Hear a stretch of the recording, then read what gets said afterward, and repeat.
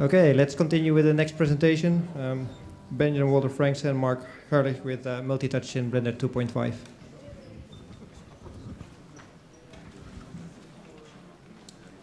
So, hello everyone. I'm Benjamin. This is my colleague Marc. And we're quite happy to be here today to present our work on multi-touch control for Blender 2.5. So, before we start, just a few notes on us. We are researchers at the Digital Media Group at the Center, at the Technology Center, Computer Sciences and Computer Technology of the University of Bremen. And our research group spans many fields of research within the digital media scope. Human-computer interaction, visual computing, semantic media, spatial media, entertainment computing, and human computation. This work we are going to present now is part of both of our PhD research on new possibilities for modeling and animation with multi-touch interactive surfaces. The last video we just saw in the last talk is actually a nice segue for this. But I'm going to kind of start one step before that. So many of you might think this is a simple question and you know the answer to it. What is multi-touch? Well, first of all, obviously it's just many touches. It's in the name. But if you actually get down on the technology and what it means for computer systems and the interaction, there's actually quite many aspects to it. I'm just going to sketch out a few of these to give you a better introduction to the topic. So obviously, multi-touch is more than one touch input for touch input devices. And here, one of the main distinctions we have is just a touch input device acting solely as an input device, like you would have on many laptop trackpads, indirectly controlling features on a screen. But what we're going to be talking on for the rest of this talk are multi-touch interactive surfaces or multi-touch screens, which are input and output device in one. So another thing you need to think about, what is a touch? Is it just a single 2D coordinate on a surface? Or is it more? Is it like the dimension of the touch? Is it the contour of the touch? Or is it just a finger? Is it a fingertip? Is it the whole hand? Or even other kinds of objects. So touch can mean many things. And so multi-touch displays can also mean different things.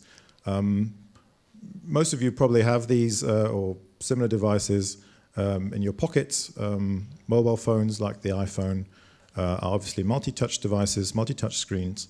And there's a whole range of larger devices of the iPad, so slate size, desktop size, or even up to horizontal tabletop multi-touch screens, which also have unique properties, up to really full room-filling wall-size displays.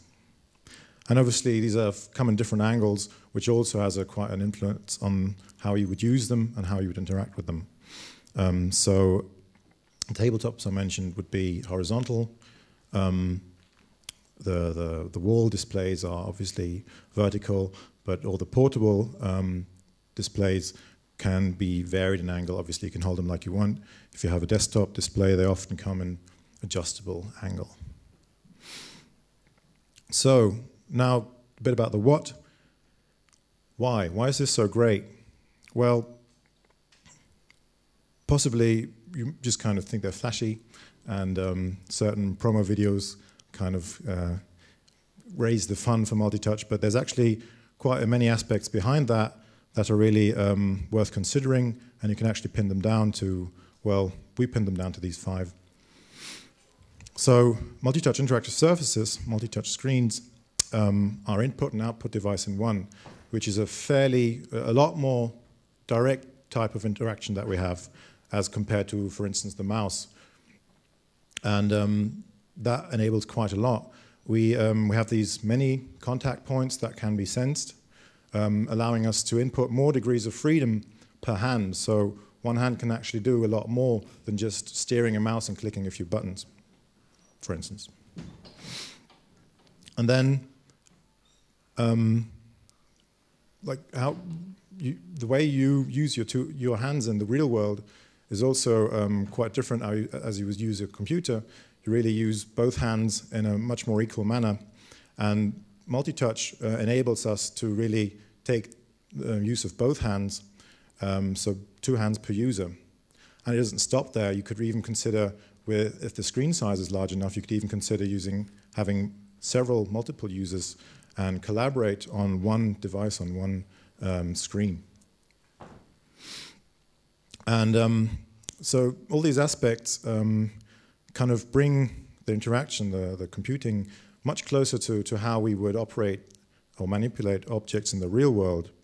And what this enables interaction designers is to actually leverage all the knowledge, the experience that humans have with using things in the physical, in the real world, picking up, moving about, just grabbing them and interacting with them, and bring this to the digital domain, which enables a very kind of intuitive or easy interaction where you often can use the knowledge that you've had through lifelong learning and kind of port it to the digital domain. So, is all of this new? Well, as you guessed, no. Multitouch has been around for quite a while, although not possibly always as visible as it has recently become. It actually goes back decades in research labs, and now we're actually experiencing quite many commercial products out there in the whole range that I presented to you. So some examples here, kind of the desktop displays, the iPhone obviously, or the Microsoft Surface tabletop. So much for an introduction. I'm just going to give you 4 examples of application areas that multi-touch can be applied to before delving into the application area that we're most interested in, namely 3D modeling and animation.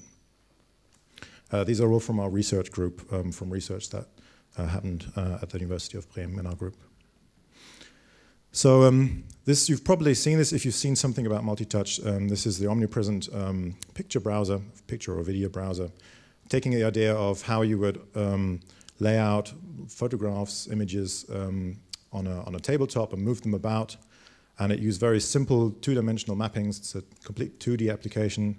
It often uses physical simulation, the simulation of physical properties like friction or inertia, so you can flick things about. But interestingly, and you saw this in the video of the previous talk, where it kind of seeds the relation to the physical world is when you start doing the pinch gesture for scaling, because obviously that's nothing you could do with a real physical object that easy. You can just kind of pinch it and it triples in size. Another very interesting area is multi-touch gaming, multi-user gaming, where we actually use a large interactive surface as a shared input space. And this is quite different to what you would think of as multiplayer games traditionally, where each player has her or his own console and only interact in the digital world, while here they're actually interacting in the real world too. But you can also bring this collaboration aspect or this kind of direct tabletop kind of interaction to more serious work environments. This is an example of desktop publishing, where often like editors or layouters, as is the current practice, will meet on a table and kind of discuss design ideas, layouts, and often do this with physical props or just cutouts. And you could simulate all this, but also bring the best of both worlds, of the physical world, of the real world, as of the digital, with undo and asset management and visualization. And another last example would be like information browsing, for instance, for city planning, maps, geodata, geoinformation visualization, or more abstract data like scientific data that you can visualize nicely on such large screens, but also explore rather intuitively rather than having kind of complex navigations. Okay, so with all this in mind, or with all this thinking about multi-touch, how it's in use or how it can be put to use and all the benefits of it, how do we want to bring this to Blender? And what can Blender benefit from multi-touch? Well, we set, based on some considerations, we set our 4 goals. So we said that a Blender multi-touch extension should ideally, I mentioned there's a lot of hardware out there. It's not always the same what the touch means or what a multi-touch means. Is it just 2 or 3? Is it up to 10? Is it unlimited? Is it a point? Is it contact area? Can you use just fingertips or more? And we want to use as many of those devices as possible to bring it to as many people as can be. So we'll see how we kind of found the lowest common denominator in multi-touch device support. Like I said, in the real world, we often use both hands, either individually or in a combined manner, and we want to also bring this to Blender. Of course, Blender, you can use your mouse hand, you can use the keyboard with the other hand, but we really want to kind of bring both hands on a par, on the same level, and make them do separate operations at the same time, or work on one operation at the same time, so in concert. Like an example is in the real world, for instance, in writing. Writing is actually a bimanual task, handwriting, because you usually hold the piece of paper or your notebook with one hand and then write with the other hand. And in this sense, we kind of also want to use bimanual concerted interaction in Blender. But we don't have the resources, and possibly few do, to write multi-touch software from scratch, a whole new design, a whole new event system that really fully uses multi-touch and is geared towards it. And it's also not clear how that would look like, how that would really work. So we kind of need to go bit by bit. Plus, Blender's such a great tool, we want to use all the existing functionality and take off from there. So, last but not least, we really want to fully support all the existing functionality, which basically means a certain backward compatibility. Okay, so with these goals in mind, we set out and actually developed an own mod of Blender, of a fairly recent branch of the 2.5 code base. And we'd like to give you a short video demonstration of this regarding some of the controls we implemented. So, I'm going to have to change my devices because of PowerPoint. One of the most common tasks that you'll be doing in modeling and animation is view control, view navigation, so panning, orbiting, and zooming the view. How to do this with a multi-touch screen? Well, we no longer want to use the keyboard with the modifier keys like we with the mouse, kind of different buttons or different keys pressed, activating different view controls. But rather, so how would we do this with multi-touch control?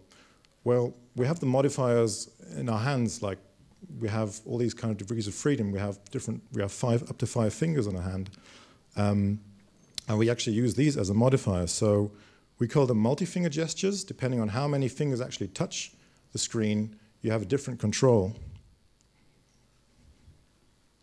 So this is 2-finger panning the view, 3 fingers for orbiting,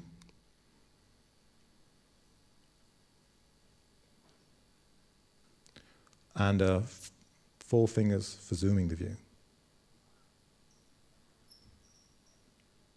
And there's no mode change or anything, nothing happening off the screen. This is really just the number of fingers you use. Right. Selecting and translating objects is fairly straightforward. So you'd use one finger to just grab and move an object.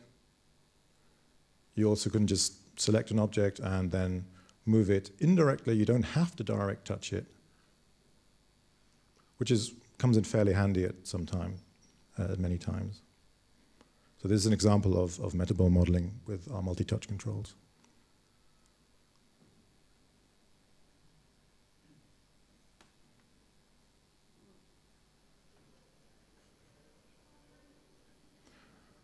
Okay, so much for basically the unimanual controls.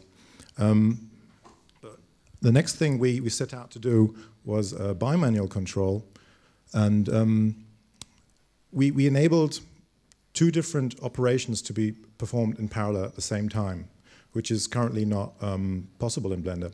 And we'll talk to you later about what this actually all implies, which is quite a change in the event structure. But it also implies something for the interaction itself. So look at this example. Say you use one hand for manipulating your object and the other for changing the view. Oops, there goes the object flying under from your finger, kind of really confusing the modeling process, the object manipulation process. So we thought it'd be much better to kind of lock the object to the input, and we called this object pinning.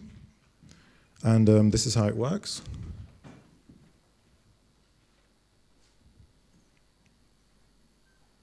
So rather than just floating about, it actually sticks to where the finger touched it and manipulated it. And what's actually happening here is the object is moving in 3D space. It stays constant in screen space, but actually moving in 3D space if we change the view at the same time.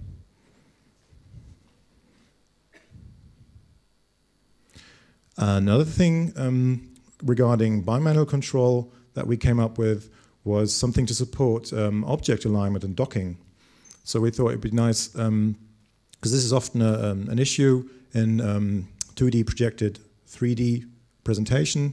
You need depth cues, and sometimes you just get lost in the view and the view perception of the depth of objects. And a tool for actually helping you to bring two objects in alignment is what we call auto constraints or axis constraints. And this is how they work. So one hand freely manipulates an object, and the other kind of sets the constraint through another object. And it can translate that constraint and kind of modify it. But the other hand, the other object is actually then constrained to this axis. So what this gives us is, through the multi-finger gestures, the bimanual control and individual control and the bimanual concerted controls is a fairly nice workflow for instance, modeling here, where you can use both hands for different tasks, or even both hands at the same time. And this is a small illustration of how you could go about modeling a gummy bear or teddy bear with metaballs in our multi-touch system.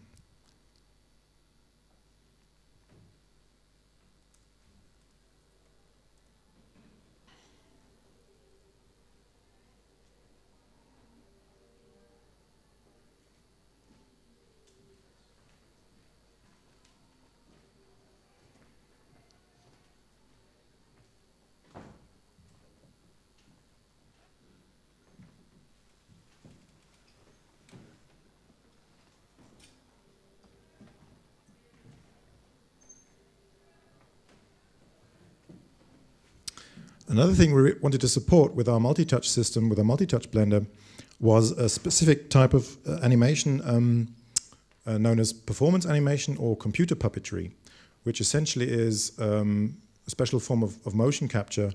So it's multi-touch motion capture.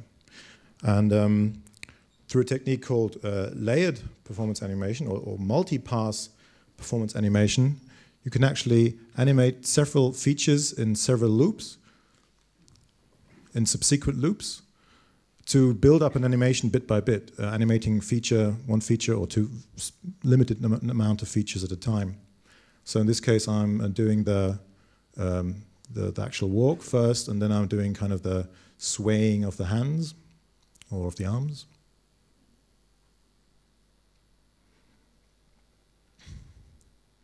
And then at last, I'll do the whole motion trajectory.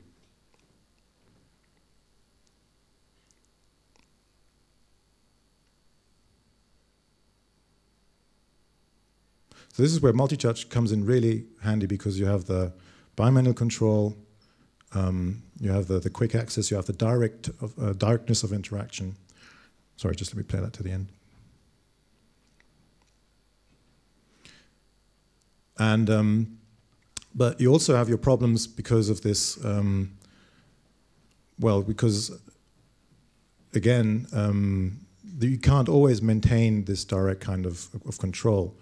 Sometimes you don't want to, but sometimes it's rather good, especially in this animation context. Like for instance, just now, I animated the main trajectory last, but often you want to do this first in performance animation, so give the kangaroo a hop before actually moving any of its limbs. And now, of course, it's moving, and it's kind of hard to go and select objects and particularly animate them.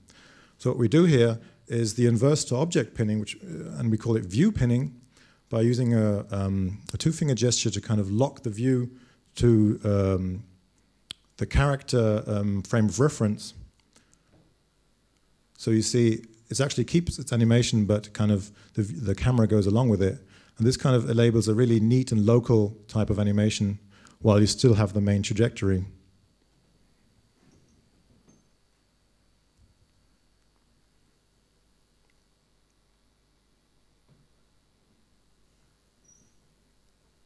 One more pass. I mean, this is a really simple animation, but considering it's done in like a minute.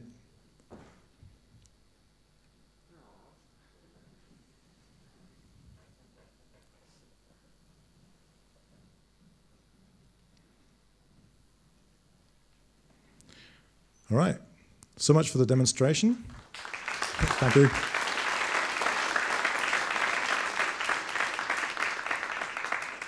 So now you see what motivated us and what our system actually, how it works and what it looks like. And but how do we do this? How do we modify the code to implement this? I'm going to hand over to Marc at this point, and he's going to tell you how we actually got multi-touch into Blender. Yeah, thank you. Hello again. You've seen something about our design issues we identified about multi-touch in general, and we talked a bit about the already about the application. You've seen something, so now we want to go a bit into detail about the technical parts. What I want to stress out is that, of course, a lot of things we did are more like suggestions or work in progress. But still, I hope we can give something to the Blender community, maybe some idea about developing into the direction of multi-touch. So just a short recap of the challenges or a list of the challenges for software engineering that are posed by multi-touch interaction, especially using bimanual controls. Well, first of all, it is really straightforward that with a general tool, you would want to support many hardware devices. You want to support all the hardware that's out there. Multi-touch can be very diverse, both in capabilities and interfaces. So you need to define some minimal level of minimal feature set, and you have to come up with a common interface.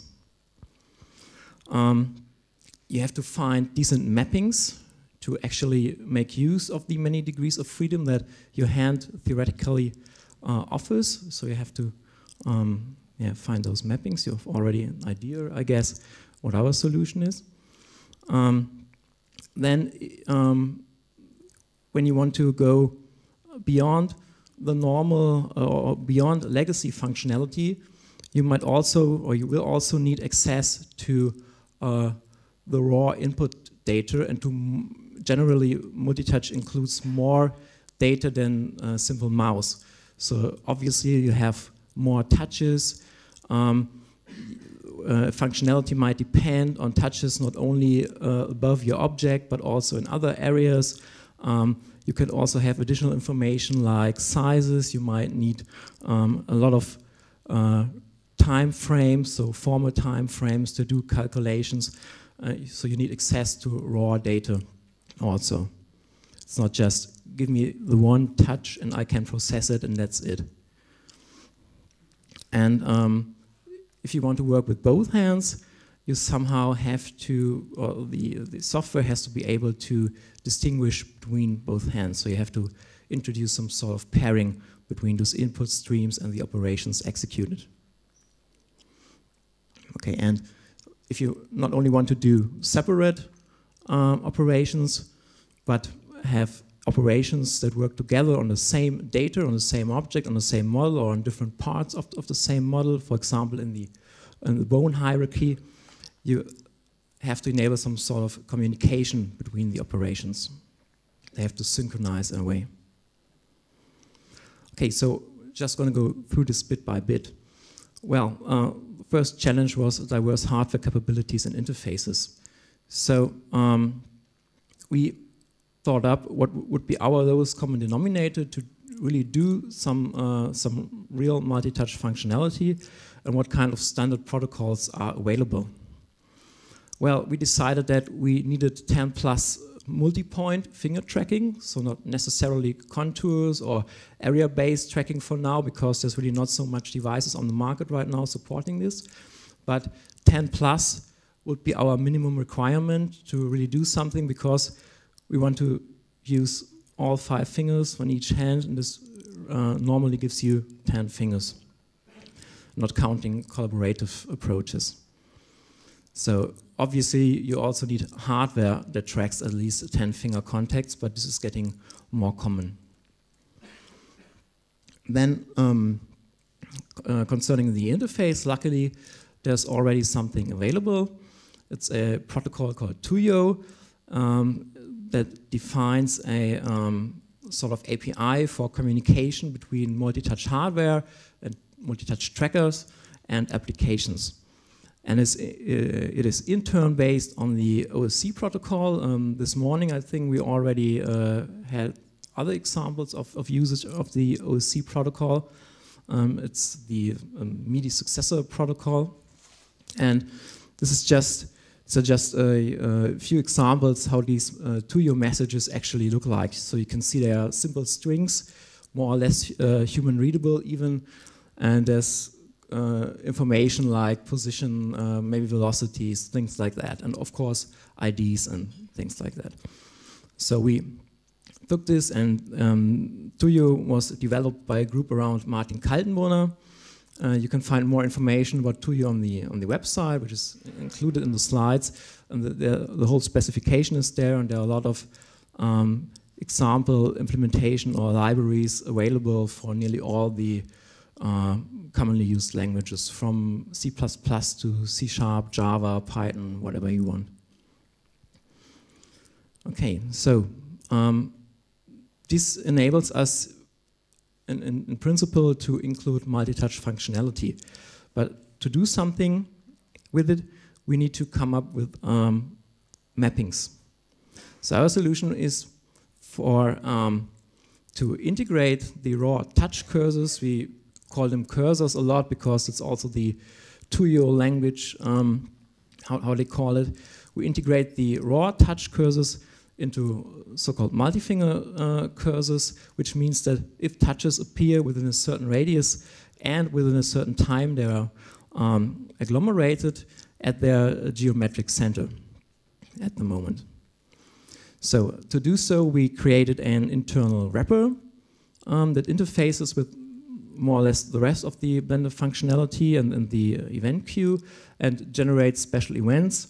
You can see the type of events here. So it starts with 1 finger down, 1 finger up, 2 finger down, and so on, up to 5 finger up, 5 finger down, and there's a event move. So this enables us mostly to map these sort of events to the normal legacy mouse events and send them down the normal event chain, standard event chain in Blender. And therefore, most of the legacy functions